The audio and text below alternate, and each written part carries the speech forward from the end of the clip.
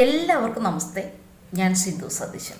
കുറച്ച് നാളുകളെ അല്ല വർഷങ്ങളെ അജ്ഞാതൻ ലോകമെമ്പാടും നിറഞ്ഞാടുകയാണ്.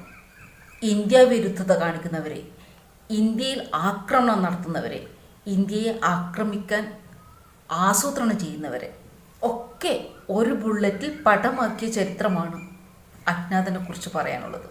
ഇപ്പോൾ ഏറ്റവും അവസാനം നമ്മുടെ പ്രിയപ്പെട്ട അജ്ഞാതന്റെ കൈകൊണ്ട് പടമാകാൻ ഭാഗ്യം ലഭിച്ചവനാണ് ഹാദി.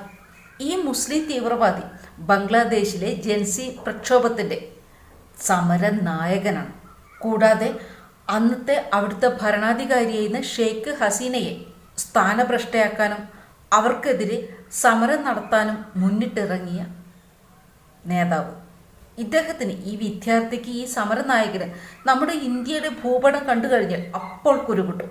പിന്നെ ഇവൻ്റെ എക്കാലത്തെയും ആഗ്രഹം ഇന്ത്യയുടെ ഒരു ഭാഗം, നമ്മുടെ ഭാരതത്തിൻ്റെ ഒരു ഭാഗം ബംഗ്ലാദേശിനോട് ചേർക്കുക, അതുപോലെ തന്നെ ഭാരതത്തിൻ്റെ ഒരു ഭാഗം നമ്മുടെ സഹോദര സ്ഥാപനമായ അല്ലെങ്കിൽ നമ്മുടെ സഹോദര രാജ്യമായ പാകിസ്ഥാന് കൈമാറുക, ബാക്കി കുറച്ചൊക്കെ ഭാരതീയർക്ക് വേണമെങ്കിൽ കൊടുക്കാം. ഇതാണ് ഇവരുടെ ചിന്താഗതി. ഇന്ത്യയുടെ ഭൂപടം വളരെ വികലമാക്കിക്കൊണ്ട് തന്നെ കുറച്ചു ഭാഗം പാകിസ്ഥാൻ, കുറച്ചു ഭാഗം ബംഗ്ലാദേശിനും കീറി മുറിച്ചു നൽകി. ഇതിൽ മനം നൊന്ത ആത്മാഭിമാനമുള്ള അജ്ഞാതൻ റോഡിലൂടെ സൈക്കിൾ റിക്ഷയിൽ സഞ്ചരിച്ചിരുന്ന ഹാദി എന്ന ജൻസി പ്രക്ഷോഭ നായകനെ, സമര നായകനെ ഒരൊറ്റ ബുള്ളറ്റിൽ അങ്ങ് തീർത്തു അജ്ഞാതൻ. അങ്ങനെ ജൻസി പ്രക്ഷോഭ നായകൻ തലയും കുത്തി താഴേക്ക് ഇടി.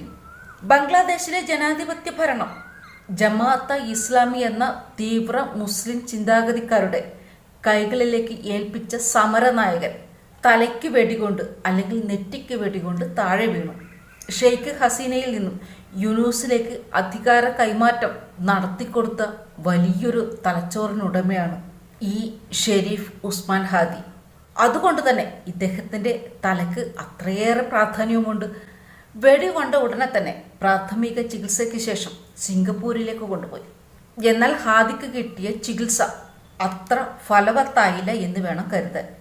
അങ്ങനെ സമരനായകൻ വെടിയോടെ വിടവാങ്ങി.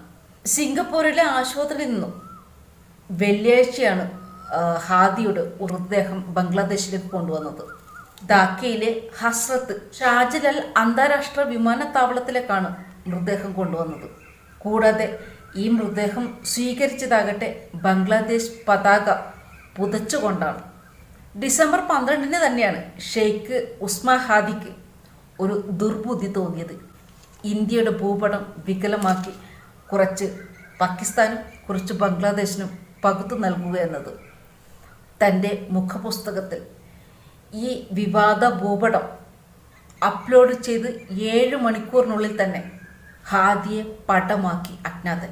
ധാക്കയിലെ പുരാന പത്താൻ എന്ന പ്രദേശത്ത് ഒരു സൈക്കിൾ റിക്ഷയിൽ യാത്ര ചെയ്യുമ്പോൾ അതുവഴി ബൈക്കിൽ വന്ന അജ്ഞാതൻ ഹാദിയുടെ നെറ്റിയിൽ നിറയൊഴിക്കുകയായിരുന്നു.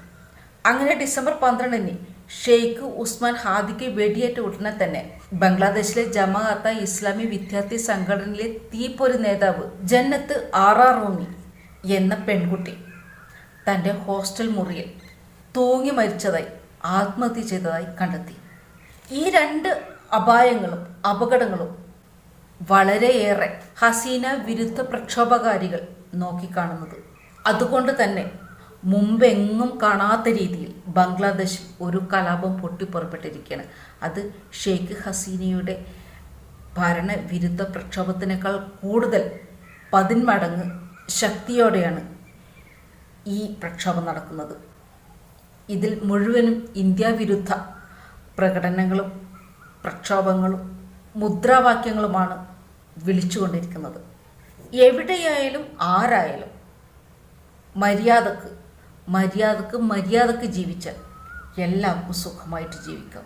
അതല്ലാതെ ഒരു രാജ്യത്തിരുന്നു കൊണ്ട് മറ്റൊരു രാജ്യത്തിന്, അതായത് നമ്മുടെ ഭാരതത്തിന് ചൊറിയാൻ നിന്നാൽ ലോകത്തിൻ്റെ ഏത് കോണിൽ ഒളിച്ചു താമസിച്ചാലും അജ്ഞാതൻ അവിടെ നിങ്ങളെ തേടിയെത്തും എന്നതിനുള്ള ഉത്തമ ഉദാഹരണമാണ് ഷെയ്ഖ് ഉസ്മാൻ ഹാദിയുടെ ഈ കൊലപാതകം. ആര് നമുക്കെതിരെ തിരിഞ്ഞാലും ആര് നമ്മുടെ ഭാരതത്തിനെതിരെ തിരിഞ്ഞാലും അവിടെ ചോദ്യം ചെയ്യാൻ അജ്ഞാതൻ എന്നൊരു ശക്തിയുണ്ട് എന്നതാണ് നമ്മുടെ ആശ്വാസം. ജയ് ഹിന്ദ്.